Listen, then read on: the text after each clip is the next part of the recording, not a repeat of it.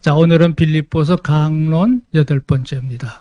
오늘 제목이 표대를 향하여 달려라 그랬습니다.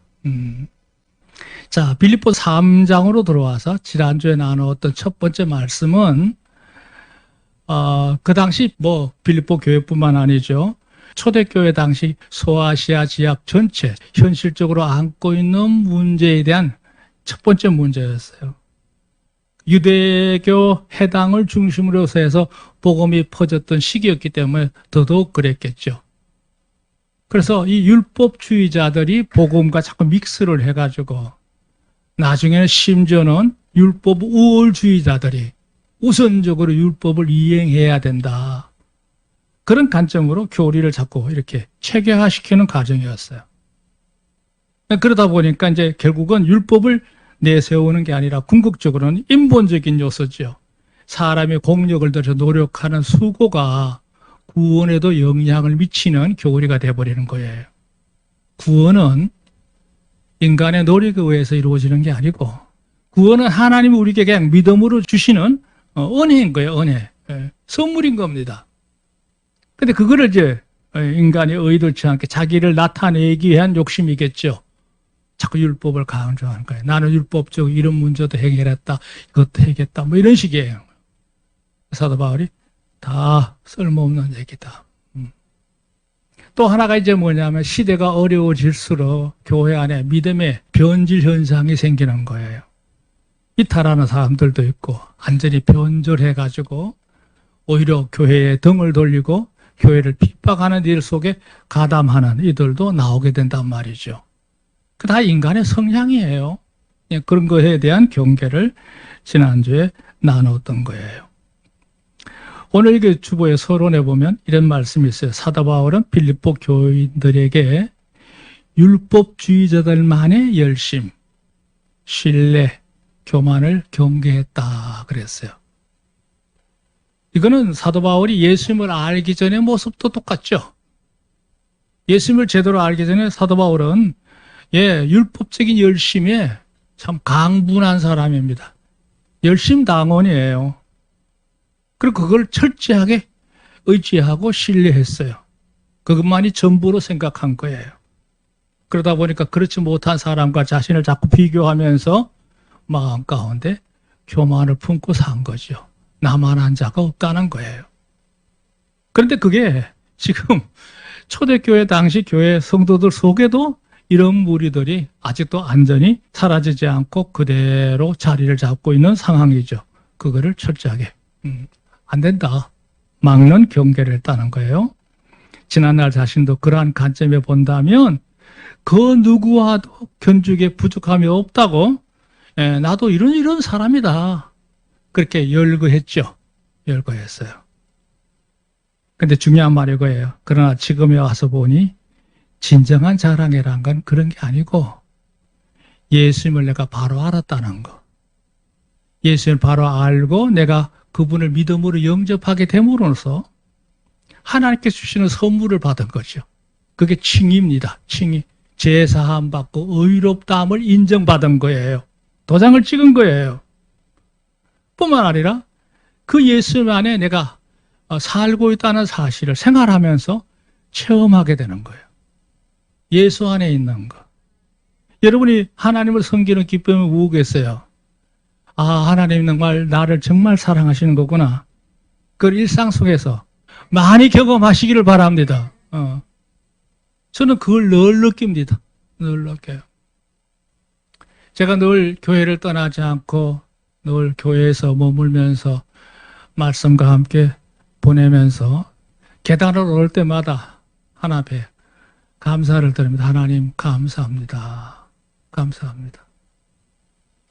어제도 이제 우리 교회를 건축했던 우리 주사님이 다녀가셨어요. 아직 잔금 다 치르지 못했어요. 추가금 조금 남았어요. 그 대화를 나누다가 그런 얘기를 했어요. 목사님, 한 달 정도만 더 늦었어도 이 건축 감당할 수 없을 만큼 엄청난 경비가 더 들었을 거라. 근데 그 모든 거 다 피하고 하나님께서 산 역사를 행하신 거라고 그렇게 말하는 걸 들었습니다. 할렐루야. 얼마나 감사한지 몰라요. 그래서 늘 계단 오를 때마다 주여 감사합니다. 이 아름다운 전을 하나님께서 이 어려운 시대에 주셨으니 얼마나 감사해. 내일 여러분 성전 드나들 때마다 그런 감사의 체험들이 성전뿐만 아니라 여러분 일상생활 속에서도 늘 누리시기를 주님으로 축원합니다. 그러니까 예수 안에 있다는 사실을 발견하게 될 때 이건 극한 희열이거든요. 사람이 진리를 깨닫는 것도 놀라운 희열이지만 하나님이 정말 날 사랑하시는 거구나. 나와 함께하고 계시구나. 그걸 깨닫게 될 때 그 희열은 말로 표현할 수 없어요. 그때 찬송도 나오고 기도도 저절로 나오게 되고 주를 위한 열심도 나오게 될 줄로 믿습니다. 그리고 하나님께서 주신 칭의 얻게 됐고 예수 안에 발휘가 된 거. 자신의 복음에 그러니까 이제 뭐예요? 나도 이제는 주님을 위해서 그 어떤 고난이라 할지라도 어떤 수고라고 할지라도 나는 감당하리라. 그런 헌신의 각오가 생기게 되는 거예요. 그러다가 내가 예수의 이름으로 고난받다가 순교하기를 원한다는 거죠. 내가 죽었다가 주님 오실 때 그 순교한 상태에서 부활되기를 원한다.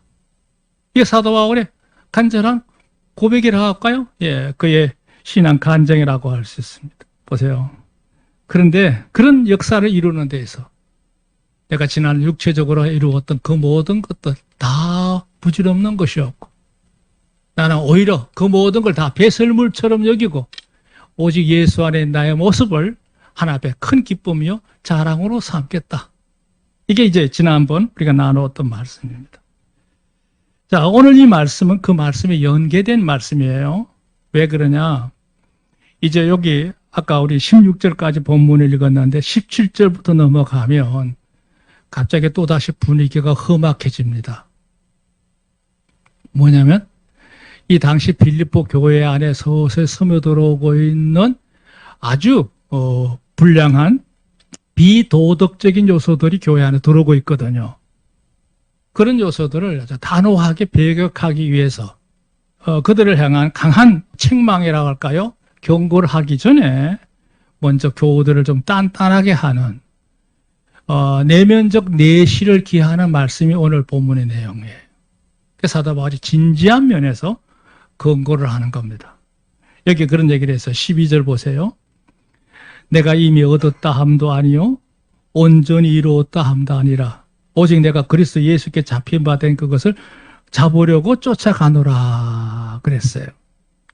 사도 바울이 자신의 역할에 대해서 쭉 설명을 하면서 나는 아직도 내가 지금까지 열심히 살아왔지만 그러나 나는 아직도 내 이 모든 거 다 했다고 생각하지 않는다. 오직 나는 주님이 나를 부르신 그 사명에 합당하게 열심히 달려갈 뿐이다. 이 말을 이제 하기 위해서 오늘 여기 12절 한 구절 속에 넣어놨거든요. 자, 설명을 보시면 좋겠어요. 12절 여기 내가 이미 얻었다 한도 아니요 그랬어요. 설명 1번 지난날 사도 바울은 다메섹 도상에서 예수님을 만난 것을 계기로 예수님을 영접했죠. 그리고 구원받았음을 알았어요. 이렇게 해서 구원을 받는 거구나. 놀라운 일이죠. 그렇지만 여전히 내면적으로 속사람은 말이에요. 예수님을 온전히 닮은 자신의 모습은 아직 부족한 걸 느낀 거예요. 거기에 대한 부족함을 그대로 인정하는 얘기예요. 주님으로부터 구원의 선물은 받았지만 주님의 성품에 합당한 영광에 이르는 그게 맞는 내 내면의 완성을 이루기에 내가 부족하다. 어찌하든지 내가 이 일을 이루기를 원한다. 그 교우들에게 말하기를 나 아직도 예수님의 수준에 비하면 멀었다. 그 뜻이 이게 내가 이미 얻었다 함도 아니다. 이런 표현을 쓴 거예요. 보세요. 이는 그리스도를 통하여 주시는 구원이 미완성된 게 아니고 그러니까 구원이 불완전한 게 아니고 그것을 소유할 그릇이 아직도 여러 가지 면에서 부족하다. 아직 선보아야 될 부분이 많다는 그런 소위 말하는 자술입니다. 자술이에요. 여기 보세요. 이번 설명.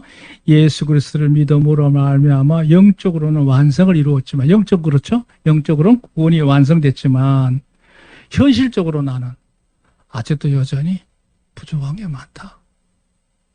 뭐 대인 관계도 그렇고 또 세상에 사는 여러 가지 이 처세에서도 그런 점이 나올 수가 있어요. 자, 그 다음 구절이요. 오직 내가 그리스도 예수께 잡혀받은 그것을 잡으려고 쫓아간다. 여기 잡힌받은 그것이란 뭐예요? 주님이 나를 불러주신 것. 그러니 이걸 고급스러운 말로 소명이라고 그러는데요. 주님이 나를 택하셔서 나에게 맡기신 이 일을 나는 그 일을 충성하고 최선을 다해야 된다. 그 부름, 그 사명에 내가 어긋남이 없도록 어찌하든 최선을 다해서 이 일을 감당하기를 원한다. 이제 그런 의미가 바로 여기 예수께 잡힌 바 된 그것을 잡으려고 쫓아간다. 자기를 택하신 주님의 그 마음에 소원이 있을 거 아니에요. 그 소원에 합당하게 살도록 내가 최선을 다할 거다. 3번 설명 재미있어요. 예수께서 나를 부르셨고 그 강한 지배 아래 두셨기에 섭리하시는 것이죠. 그 부름의 뜻을 이루는 목표를 삼고 나는 열심을 다해서 앞으로 살아갈 거다. 이게 사도 바울의 마음의 현재 모습이에요. 그러니까 이방인을 향해서 복음 전거해야 될 이 사명을 난 죽을 때까지 내 힘을 닿는 데까지 최선을 다해서 이 길에서 매진할 거다. 아멘. 이게 사도 바울의 현재 심정이에요. 만약에 인간적인 성공을 바란다면 어느 정도 이제 지명도가 있고 또 이루어놓은 공적들이 많으면 그것으로 인해서 이제 부수적으로 발생하는 수많은 따르는 사람들이 있을 거 아니에요? 그들의 대우를 받으면서 안락하게 삶을 영위할 수도 있어요. 그러나 하나님의 사람들에게는 그런 게 중요하지 않습니다. 내 생애가 끝나는 때까지 하나님께서 나를 택하셔서 맡기신 이 사명을 어찌하면 내가 바르게 합당하게 최선을 다해서 감당할 수 있을까? 여기에 마음에 초점이 있는 거지. 인간적으로 받는 것, 세상적으로 누리는 그런 것들, 안락에 관심이 있는 게 아니라는 것이죠. 옆에 보면 간주는 재미있어요. 하나님의 선물인 구원은 온전해. 문제될 게 하나도 없어. 하지만 그것을 받아든 인간은 여전히 고쳐야 될 부분이 많다. 그렇죠. 완벽한 사람이 어디 있어요? 예. 소시적 가지고 있던 습성도 못 버리는 경우도 많고, 또 불쑥 날아던 이상한 가치관으로 얼룩졌던 그것도 아쉬워서 못 버리는 경우도 있는데, 사람이 온전할 수가 없어요. 그걸 탓하는 게 아니고, 이제는 하나하나 깨닫는 대로 하나님이 기뻐하시는 모습을 바꿔가시기를 지금 축원합니다. 그 다음 간주 보세요. 그리스도인은 일생간 신앙생활을 통해 그리스도와 동행하며 그 부름에 합한 일들로 성숙을 이루어간다. 그랬어요. 주님을 기쁘게 하는 일들을 통해서 여러분 속 사람이 성숙해가는 줄로 믿습니다. 그냥 몇 번의 말씀 듣거나 책 몇 권 읽었다고 해서 신앙 성숙이 이루어지는 거 아니에요. 지적인 변화는 있을 수 있지만 진실한 인격적인 성숙은 이 일을 통해서 이루어지는 거예요. 사람과 마주침을 통해서 이루어지는 거예요. 사람과 마주치면서. 요즘 현대인들 가운데 가장 큰 약점이 뭐냐면 사회성이 부족하다고 그래요. 그렇게 자꾸 자기 위주로만 생각하게 되고 생각의 사고의 폭이 좁다는 거예요. 그 이유가 뭐냐? 어릴 때부터 만나는 사람이 제한되어 있어서 그래요. 그냥 귀한 아들이니까 그냥 내품 이렇게 해서 크면 거예요. 그러다가 사춘기가 돼버리고 훌쩍 커버리면 이게 대인적인 폭 자체가 아름답지는 못해요. 원래 옛말에 그런 말이 있어요. 한 아이가 제대로 크려고 하면 온 동네가 필요하다. 그 동네 안에 사람 종류가 참 많잖아요. 그들과 모든 관계가 이루어지면서 다듬어진다는 뜻이에요.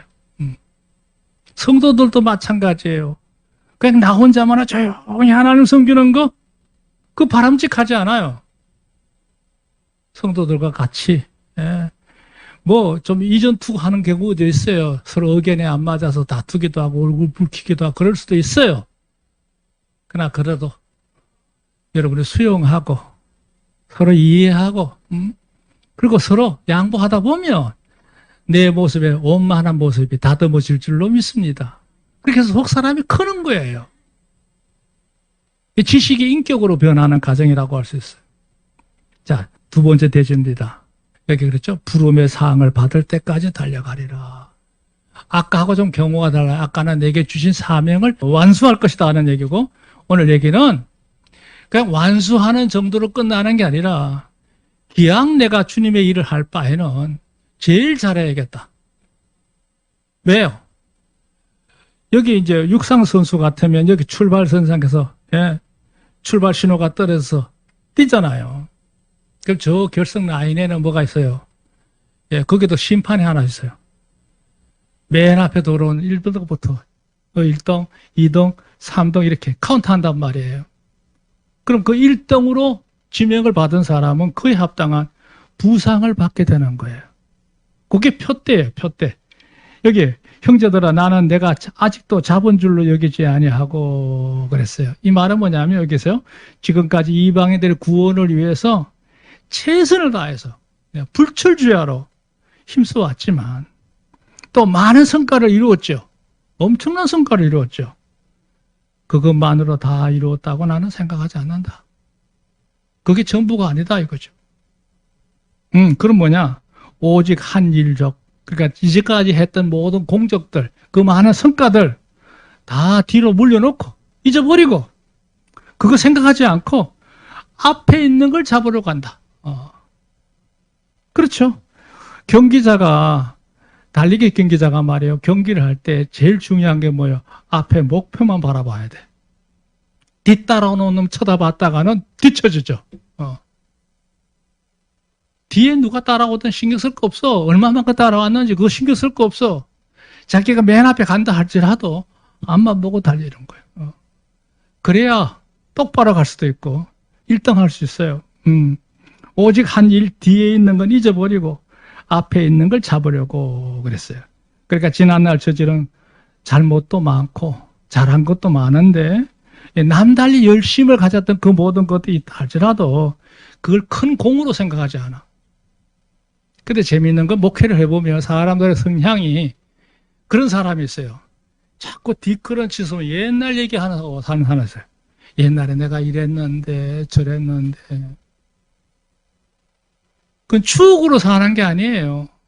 과거를 뜯어먹고 사는 거야. 그 참 뒷걸음치는 인생 그거 곤란해요. 그건 마음병입니다. 그거. 그리고 또 어떤 사람은 자꾸 옆으로만 쳐다봐. 이렇게. 세상에 이것도 뭐 좋아 보이고 저것도 좋아 보이고 자꾸 부러운 거야. 다른 사람이 비교하면서. 그러면 안 됩니다. 인생은 앞만 보고 가는 거예요. 믿으시면 아멘. 내 현실에서 해야 될 일들만 바라보고 나가는 게 최고예요. 그에게 오직 한 일 뒤에 있는 건 잊어버리고 앞에 있는 걸 잡아라고. 그러니까 지난날 저지른 가구뿐만 아니라 복음을 위해 남달리 가졌던 열심을 이룬 그 모든 공적들 그거 생각하지 않고 오직 한 방향으로 앞만 보고 열심히 달려갈 뿐이다. 왜 그렇게 살아야 되는데? 여기 14절에 그랬어요. 이 말이 중요한 말이죠. 표대를 향하여. 표대. 원어는 그 스코폰이라는 단어인데요. 이게 뭐냐면 저 멀리 있는 희미한 목적지. 표적. 그걸 말할 때 바로 이 표대예요. 표대. 아주 멀리 있는 거죠. 궁수가 활을 당겨서 간역을 향해 쏘을 때 간역이 자득히 멀리 있잖아요. 그 잘 조준하지 않으면 벗어나요.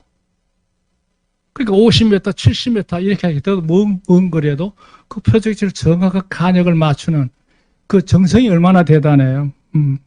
그게 바로 표대입니다. 표대. 그러니까 우리가요 구원을 선물을 받았다는 사실은 알지만 그걸 안전히 내 것으로 갖는 건 언제예요? 우리가 주님 앞에 갔을 때 비로소 목표 지점에 도달하는 거죠. 그게 표대야. 그러니까 그곳에 가면 구원만 주실까요? 아니요. 통과만 아니라 상도 따라오죠. 그래서요, 그리스도 예수 안에서 하나님이 위해서 부르신 부름의 상을 위하여 쫓아가노라 그랬어요. 주께서 나를 택하신 그 구원의 은혜에 그게 합당하는 또 부상이 있는 거죠. 부상. 오늘 저녁에 그 말씀을 심화설교로 나눌까 생각합니다. 여기 4번 설명을 보세요. 하나님의 부름으로 말미암아 천국의 백성이 되는 구원의 초청을 받은 그리스도인들은 기본적으로 부활에 참여하죠. 믿으시면 아멘. 부활에 참여합니다. 두 번째, 영화 구원의 주인공이 돼요. 영화 구원. 육신의 모든 걸 다 벗고 하나님의 나라에 살 수 있는 신령한 몸체로 변화하는 걸 영화라고 그래요. 세 번째가 있어요. 영생할 수 있는 체제로 내 삶이 완전히 바뀌어버립니다. 세상에 살 때는 뭐 80년, 90년, 뭐 100년 산다 하더라도 제한된 거지만 주님 앞에 가면 부활해서 영화가 되고 영생을 누리게 돼요. 할렐루야. 그게 표대예요, 표대. 저 끝에 있는 목표 지점이에요. 뿐만 아니에요. 그것만으로 끝나는 게 아닙니다, 인생은. 우리 그래서 여기 중요한 말이에요. 저마다와 은사 역할을 통해서 사도 바울처럼 열심히 최선을 다해서 살면 또 세 가지가 기다리고 있어요. 그게 수많은 주님의 비유 속에 나와 있어요. 달란트 비유도 그렇고 열천재 비유도 그렇고 양과 염소의 비유도 그렇고 다 이 비유들이 뭐예요? 내가 잘한 것에 대해서 주님이 칭찬하셔요. 흡족히 여기신다 이거예요. 내가 너를 위해서 대속의 십자가를 진 가치가 있구나. 엄청난 보람을 느끼게 하는 은혜 역사가 있어요. 사람은 그렇잖아요. 죽여도 안까운 사람이 있는 경우인데 주님이 우리 볼 때 너 참 너에게 구원의 선물을 준 것이 잘한 거였구나. 주님의 마음을 흡족해 하면서 칭찬을 받는 역사가 일어나요. 칭찬. 이거 중요한 말이에요. 그 칭찬을 받는 자들은 구원받은 자들 중에서 급이 달라요. 어떻게? 존귀한 자로 바뀌어요. 그렇잖아요? 똑같은 격이 아니에요. 천국에도 실력이 있는 거예요. 천국에서 누리는 영광의 차이는 세상처럼 오래 근무하면 직급이 올라가는 것처럼 올라가는 게 아닙니다. 한번 정해진 영광의 차이는 영원히 극복이 안 돼요. 이게 어려운 말인데 그건 오늘 저녁에 다룰게요. 네, 그 영광의 상이 약속되어 있다. 그 다음에 영광이 주어지게 됩니다. 그 표대가 구원의 표대만 아니라 상을 주시기 위해서 기다리는 주님의 역사가 계시지 않느냐. 그러니까 나는 그 상을 얻기 위해서 가능하면 내가 최고의 상을 누리기 위해서 열심히 달려간다. 이 신앙의 정진의 모습을 얘기하는 겁니다. 자, 결론입니다. 3번 되지. 어디까지 이르렀든지, 그렇죠? 어디까지든지 그대로 정진을 행할 것이라 그랬어요. 15절, 그러므로 누구든지 온전히 이룬 자들은 이렇게 생각할 수 있게, 열심히 사는 자들은 기억하라 이거예요. 여기 인간은 비록 불완전함을 가졌지만 온전함을 향하여 최선을 다하는 그 자체가 온전이다. 곧 안전을 향한 열망, 확신, 맹진한 상태가 뭐냐? 비록 불완전한 요소를 가지고 있지만 그렇게 살아야 인생이 제대로 사는 거다. 이런 얘기예요.